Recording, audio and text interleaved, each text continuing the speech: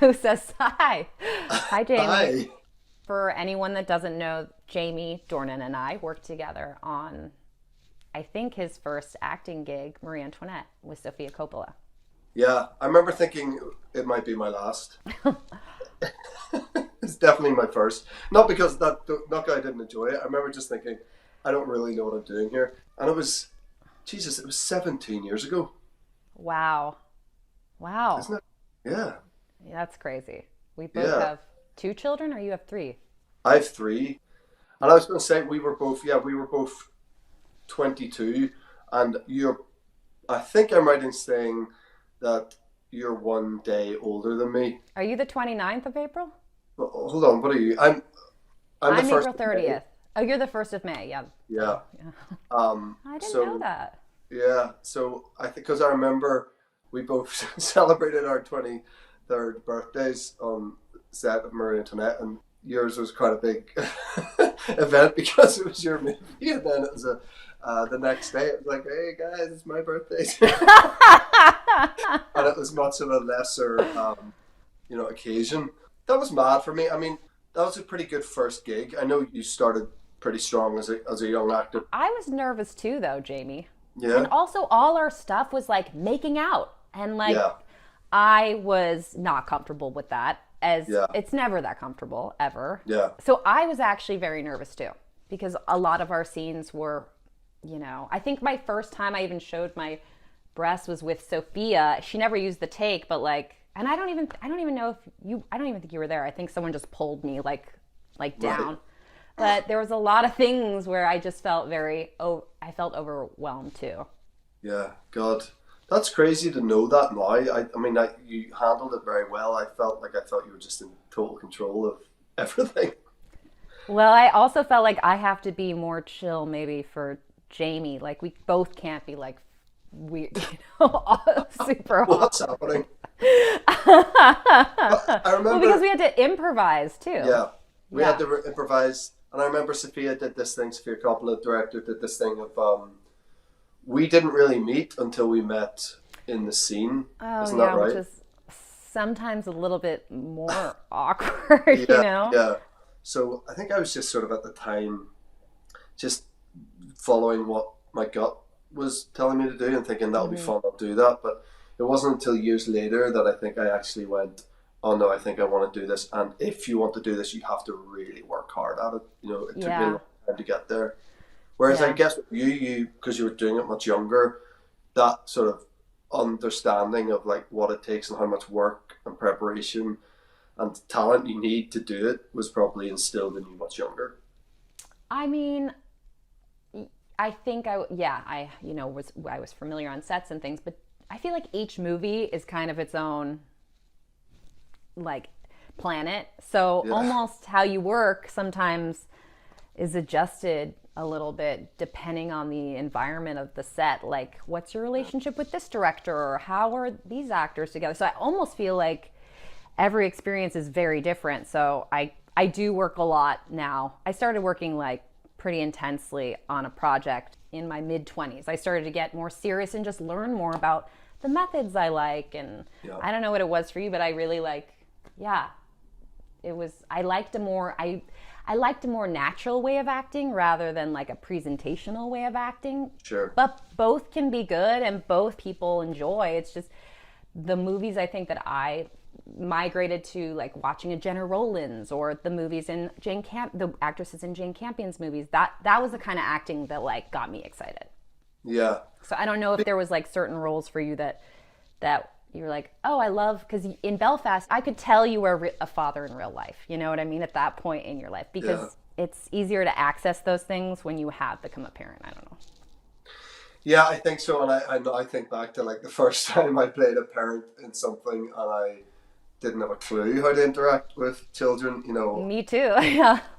Yeah, and you just don't really know what's going on or how to portray that. And so much of what we do for a living is we've experienced something similar to what we're trying to apply to a character, and you realize when you haven't experienced that how much you do need that experience.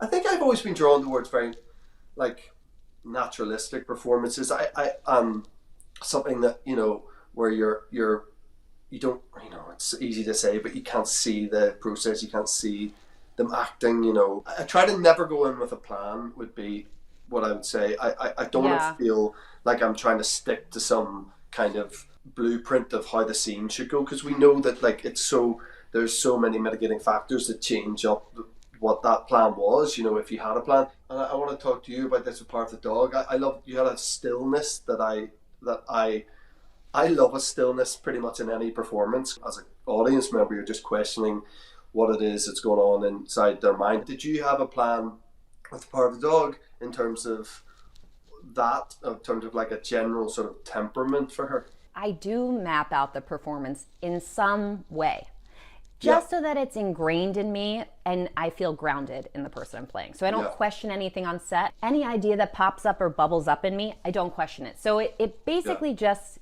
gives me a freedom that I really love. Like, I know that I have choices, but I think it's about throwing it all out the window at the end of the day. Yeah, and do all the work just to feel free. Free, exactly. Yeah. I think all we want to feel is like the most present in the room, and that's hard. It's easy.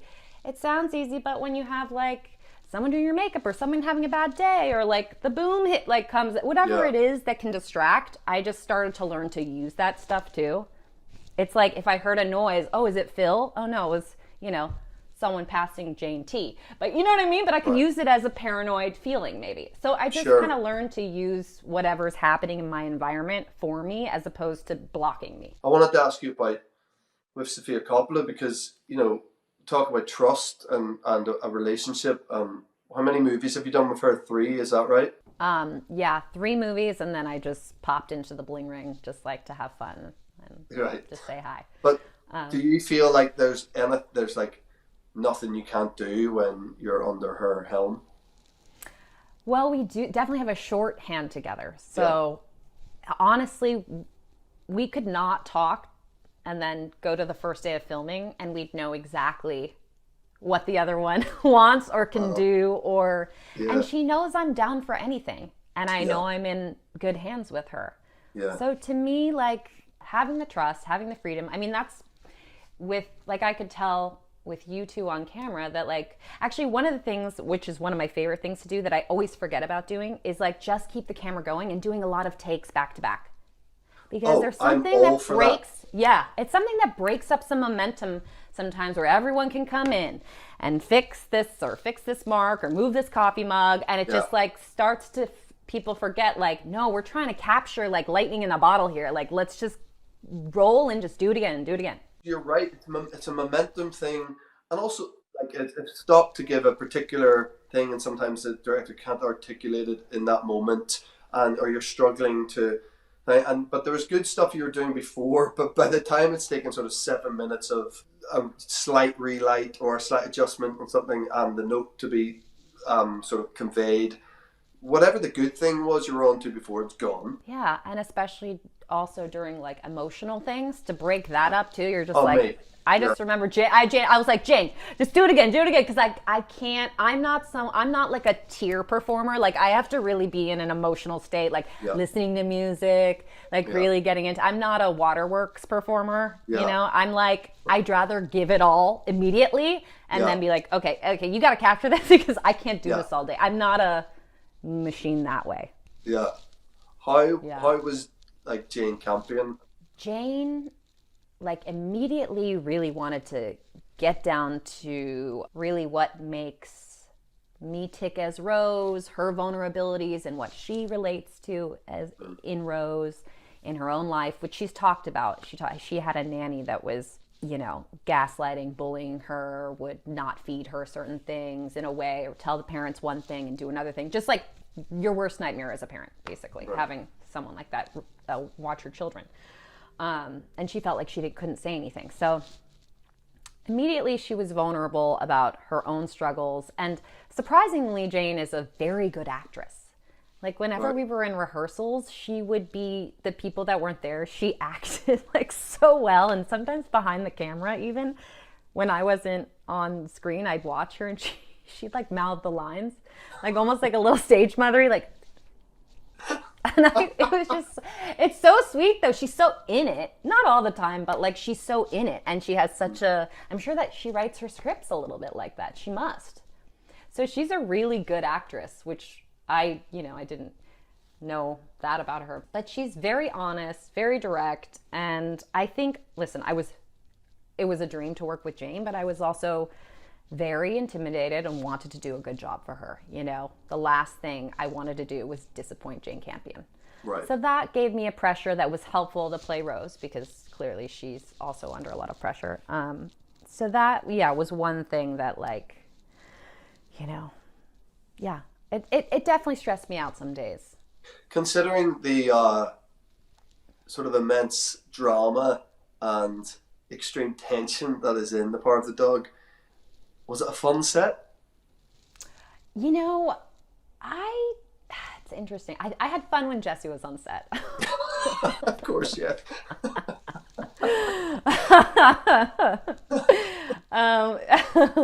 And I really loved Cody too. Who played my son. He felt like my friend immediately. Yeah. Immediately, we had a little secret I gave him that we could share as mother and son to take with us in the film.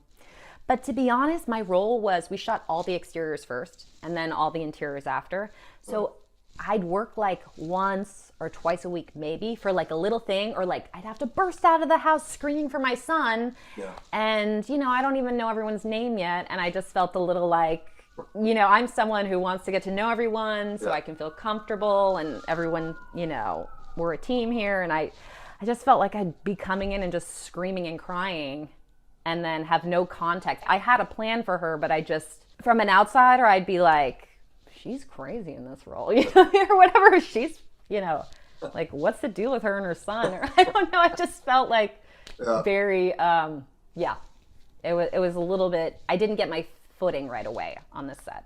Yeah. Peter? Rose? Peter! Rose, what's the matter?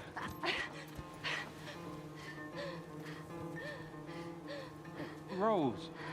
Can't Peter go with you today? Well, he could, but him and Phil have kind of paired up. I don't want that. I don't want him to be with Phil at all. So in Belfast, Jamie, you play Kenneth Branagh's father, which probably, when you're playing the director's father, I'm sure there's some kind of, pressure in that in some ways to like do his father, justice, or I don't know. You tell me, like, was that a weird thing for you, or? Yeah, I mean, listen, when I first spoke to Ken over Zoom, I mean, this is crazy. It was like one of the very first ever. I didn't even have Zoom then. It was like, what was it? It was like early in the pandemic, like, where we didn't. What happened to FaceTime? Mate, Why did I know. FaceTime just like? That used to be fine. Yeah. God forbid you have shares in Skype, But it was. I remember feeling that. I felt this pressure of like, he's going to talk to me, and I knew he wanted me to do it before I spoke to him. But then I was like, I will lose this when I meet him, because he'll talk to me and go, actually, you know what? Like, I've never met him before, so I was like, he's going to talk to me and go, oh, you know what? Actually, I don't think I want that guy playing my dad. But we had this brilliant introductory to discussion. In that moment, even on that Zoom call, that trust that I was talking about earlier just was settled in. It was sort of built from, like, the foundations of it were already there from that thing. From that initial chat, he was just like making me feel that I was the only person he wanted to be portraying his father. What do you want? I want my family with me. I want you. We're talking about his, life story here, they say semi-autobiographical, but it's, it's a lot of it, about 90% of it is truthful. So we're talking about someone portraying himself, his brother, his parents, his grandparents, the most important people in his life. But actually that pressure that we were all feeling, I think, at the beginning, apart from Dame Judi Dench, who's worked with Ken 12 times and probably wasn't feeling any kind of pressure, we were all, that was all just washed away, because he gave us this freedom, this trust. And not only that, he really wanted us to bring our own thing to it early on. You know, he was never like, I had so many questions for him at the beginning about his father and how he really would have responded in these scenarios, and is what is on the script and on the page similar to how his father would have been, or was he sort of behaving like that in front of his family because he wanted to come across a certain way. All of these sort of in-depth questions, trying to get a sense of his dad beyond the page. And actually, he was so much of it. It's not like he wouldn't answer them, but he was very much like, I want you to do your own thing with it. I want the character to be imbued by what it is you think is appropriate as an actor, as Jamie, to bring to it. That's massive for someone like me. I don't know, it's massive to be given that confidence, I guess it is, to feel like you can own it a bit rather than trying to be this sort of very idealized version of who his father was, you know. I guess the others, so that was, then it kind of ended up becoming easy because we felt like I've never felt such freedom on a set. I've never felt such so confident on a film set before. And that's why you gave such an amazing performance too. It's like you had the freedom, you had the person being like, I chose you for a reason. You do you, because that's what I want, you know? Yeah, and that's massive. It's massive. You don't realise until you've had it other ways where you've felt paralysed by the opposite of that, of people thinking that you shouldn't be there, questioning yourself or whatever, into this sort of corner. When you get the sort of keys to the kingdom version of it, it's unbelievable. And then you just wish that every job could be like that, where you are trusted. Not only have you got great words to say, which is everything, but you're trusted and you feel that you can bring your own thing to it. It just makes our job so much easier. And there's also the pressure of Ken. You talk about Jane Campion being a decent actor. Talking about Sir Kenneth Branagh here, who's masterful, right, Shakespearean. And you're sitting there going, I don't want him judging my acting. You know what I mean? But again, you know, when you actually adds to it, like if you have someone who's such an actor, taking you aside and telling you that you just did beautiful work, that's an incredible feeling. Yeah, it's very wrong to think that because, okay, like I remember on Melancholia, had the best time. It was like the coziest set and like so free, and I was playing someone who's depressed, but I was having the best time. Yeah, right. Like, and we were all in this zone together, and I just feel like in Europe, or like we shot in Sweden, and people are just a little more like free, and I think I like that European kind of mentality when it comes to filmmaking too.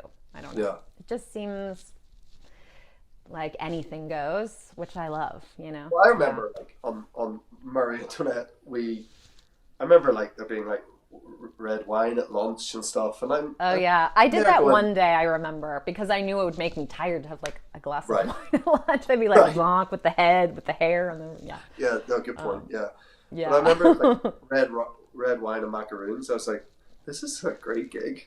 That's the only gig. Like, I think when I was younger on Interview with the Vampire, they had wine too. Like everyone would pack into these buses, and it'd be freezing in Paris, and like everyone would pack into these lunch buses and have this like gorgeous meal in the middle of the night with red wine because we were night shooting. I mean, I was just a little girl then, but I think those experiences really, they make up the feeling that you want to recreate, or like the magic or the fun of movie making. You know, sometimes things can get a little, I'm sure it was hard for you guys because I haven't worked, I worked in New Zealand. We had to stop and then restart in New Zealand to finish The Power of the Dog. But you guys, when did you make the film? Like fully during the pandemic, right? Which is a little mask on, mask off. It's weird, right, at first? Yeah, it was very full on. We were the first production in the UK to start shooting in the pandemic. This is before even mention of a vaccine, let alone a rollout of a vaccine. It's crazy now, you know, like in hindsight, we look back on this stuff like that we were able to do it. I think we got really lucky with our timing. It was only it was like 2 weeks rehearsal and then a 5-week shoot. It was 25 shooting days. It was small, but it came at this sweet spot of like in the UK where they had this like easing of restrictions in the summer. I'll never forget, we did Ken did this great thing where we sat around a table the first day of rehearsals, and it was all the grown-ups in the cast, basically myself, Katrina Balfe, Judi Dench and Ciarán Hinds. And it was the first time any of us had met each other. I socially met Katrina at TIFF once a few years before. I'd met Ciarán Hinds socially once before. I'd never met Dame Judi Dench. And of course, we're all wearing masks, but Judy comes in wearing like a tiger mask, like a roaring tiger. It was so great. Oh my God. Like the oldest person who should probably wearing like protective gear is like, I'm not the fun mask. I know. She should have been wearing like Perspex visor ones with like the built-in. But she's there in this thing, and it's just like, this is who I am. I'm really fun. Yeah. I'm a bit outrageous, and I'm a bit, as Ciarán Hinds says, she's a rebel. She's just a rebel, and like we're all there in our little like, very like medical looking, blue masks. Yeah, the N95. Yeah. Honestly. So and then we did this thing of Ken asked us all these questions about family and our own families and how family experiences and how we'd react if this was the situation. If you came home and you found out this about your mother, this about your father, how would you react? And suddenly the four of us were like crying and opening up in a massive way. It was so smart, and it just built this trust and made us we'd all shared so much with each other that we all instantly felt at ease with each other, which is massive. Yeah, and that translates immediately to your film. Yeah. And in turn, you're kinder to it. Like, you'll really look in this person's eye. You'll have a different relationship immediately. Yeah. And I'm sure he put together your group because of probably a universal kindness too of the souls, or whatever he saw in all of you together. I think like half of making a good movie is just who you cast in these parts. Whatever happens, what you've done with these two, it's phenomenal. Let's talk about Rose in The Power of the Dog. What drew you to the character in the first place, and that's a very challenging part to take on. How did you go about constructing Rose in your mind, and then in the physicality of it all? Jane reached out to me in my early 20s about working together, and it never happened. So It was kind of this faraway dream. I mean, Jane could have called me to play a ranch hand, and I would have said yes. Like, I would have done anything to be in a Jane Campion movie. In the beginning, as when I got it, I think we had like a month or so before we started shooting, and I didn't play piano. So really that was like a big hurdle for me to get through, because do you play piano? Or? No, and I've had to do it before, and I've at times gone, guys, you're going to have to help me out here. We're going to have to cheat this bit. I learned 2 pieces. I didn't learn the whole piece. I was like, just tell me exactly what you want, because then I'll get that really good. I was like, I can't do this. Yeah. So it's just like one hand over and over and over again, the other hand over and over again. And when I finally put my hands together and started to learn it like that, I literally looked up and thanked God. Like, I think I cried a little bit. I was like, thank you. Because it's so hard to learn an instrument, especially when you have a child. I'd put my kid to bed and then just get to the piano and drive everybody nuts with the same lick over and over and over and over again. I'm so sorry. I can't seem to play. I played in the cinema pit for hours and hours. I'm so sorry. But then I work with someone, and I use actually my dreams to help inform where the feeling I want to place in certain scenes, or I'll ask about characterization or anything to help me get my feelings like deeply rooted into what Rose is going through. So like for the scene where I had to play piano, for me, one of the most, I don't know, I guess that feeling of failure would be, hearing someone, I hear Phil play the banjo, who Benedict Cumberbatch plays. Like he plays the banjo in this really effortless way, where he's like riffing and he's really creative and he's so confident in his art. And so I feel like one of the deepest, like most miserable things I would feel as an actor is working with someone where they just like trump you with their artistry in such a way and like make you feel like shit about it too. It's just like, and for me, I was just that failure of something you thought you were good at, and then you just go, oh, I'm done with this actually. Like I can't even do this anymore. Like, because I'll never be even close to the genius that you are, you know? So it's kind of like... Yeah, but I mean, you don't want to be thinking that way, but I guess that's where our mind goes. I kind of had to. Yeah, I mean, yeah. Rose is so, she really lets, you know, that like infiltrate her brain in such a way. I think, you know, when you're in a position to be gaslit by a partner, a boss, whatever the situation is, I think you yourself are probably in a pretty vulnerable position to begin with. And then that person of power goes, I got you. I know how to like mess with you, which is awful. Being in Rose's environment, I was very happy to go home to Jesse, you know? Yeah. And are you quite good about leaving it all on set and just getting home and being yourself? I am, but like, I think these things seep in no matter what. Like, I'm not someone who I'm like, oh, I'm going to live in this character all the time. Yeah. But I think when you go home, things do seep in. I felt like I was more insecure playing Rose than I have been in a very long time. Yeah. About what the work I had done for the day. Your career has been varied in the best kind of way of like, you're one of those actors I think that like is so enviable looking in because you've done Really? kind of it is, yeah. It is. I'm like, really? You've done everything, and I really admire that. And I'm always trying to say that, like, you know, versatility or the sort of a large palette or variety, whatever way you look at it, is what this whole thing is about. Well, like you did Barb and Star. Like you probably were like, I'm not the guy from this.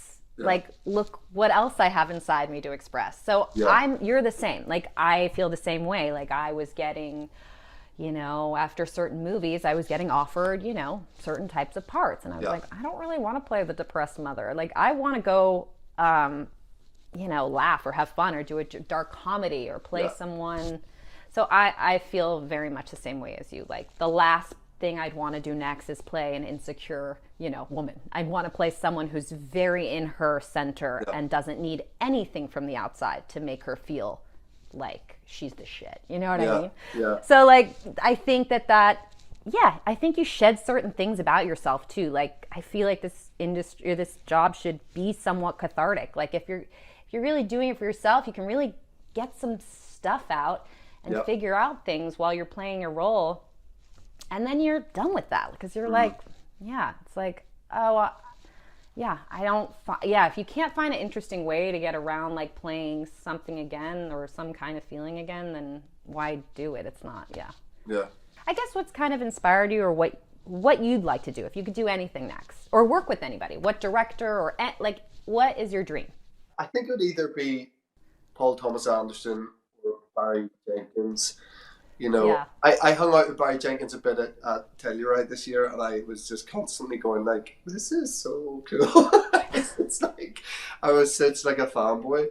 But they're the couple that just come to my mind. But then, you know, it's like the idea of, you know, working with like total, you know, all-time legends like Marty Scorsese or Spielberg or something. Yeah. Just the idea of that experience of what that is being set with a titan like that, you know. Yes. I also thought Maggie Gyllenhaal's first movie was amazing, Lost Daughter. I loved that movie. Incredible. Love that movie. That and Licorice Pizza was one of my favorites of the year too. Yeah. There's some I haven't gotten to yet, but there's been a lot of good movies this year. Yeah, it does. It's and actually makes you feel all the better for being in one that people are talking about. I know. So much great competition. Like, you know, it's when so nice has this ever happened? Has this happened? I think this is the only time this has happened to me, and I've been working like a long time. It makes it all the more special or something. Yeah, in one way it's nice that we like have more time with our families, and you know, I get that it's for everyone's safety, but it's been kind of nice to not have to like go to so many events, you know what I mean? Yeah. Because but then on the other side, it's nice to like mix and mingle with like your peers and get to know people that you wouldn't necessarily get to meet if you weren't in this like crew that was, you know, going to all these things. At Telluride, I met Simon Rex, who's the lead in Red Rocket, who is almost in every frame of that movie, and I just think he holds it so well. And I just went up to him and I was like, I could never have done what you did. Like, you know, I was just in awe of what you did, you know, and I probably should do that more. And I wanted to ask you about that. Like, I've done that 1 or 2 times. I love it when it happens, and I'm making myself be better about it, because I do say this is the smallest industry on the planet, and you can, without sounding like an idiot, like whatever, but like at a certain level with it, you can reach everyone. You know, everyone is just hey, do you mind sending me so and so? Like, that is all it takes. As soon as I saw Lost Daughter, I wrote Maggie. Yeah. As soon as I saw Red Rocket, I had someone reach out to that director. So yeah, I'm pretty good about that. Yeah. No, I'm good about that, because I also want to work with these people and I want to work with these actresses. Yeah. I'm gonna knock out about 10 emails after. We'll just do it now.